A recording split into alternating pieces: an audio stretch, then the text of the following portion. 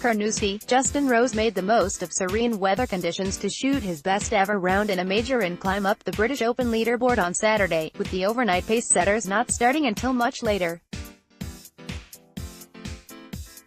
Rose shot a 7-under par 64, equaling the lowest round in an Open at Carnoustie set by Steve Stricker and Richard Green here in 2007, to climb to 4-under for the championship.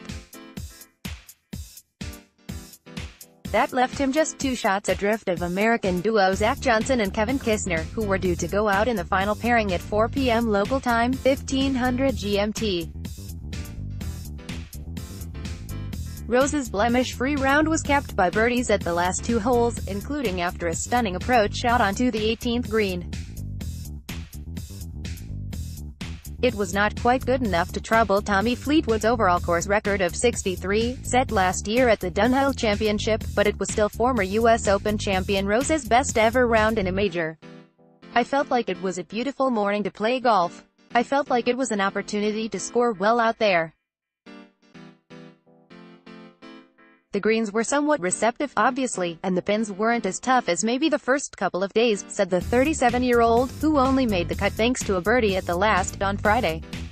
"I felt like it was a typical setup for a moving day today.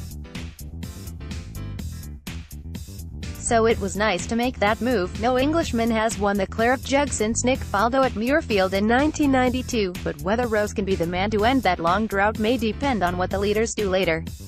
If the weather remains calm, Johnson and Kisner will also hope to score low. England's Fleetwood and American duo Pat Perez and Xander Schauffele are also right in the mix, starting the day on 5-under par.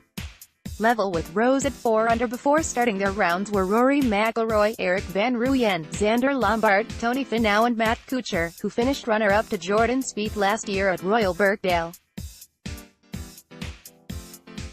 Also impressing early on Saturday were Japan's Yasaka Miyazato, who had a bogey-free 65, and England's Chris Wood, who had a 66. Both are now 3-under for the championship, although it could have been better for Wood, who was 7-under for his round after 13 holes. However, he dropped shots at the long 14th and the 17th before a sensational par save at the last after his approach ended up nestled against a fence.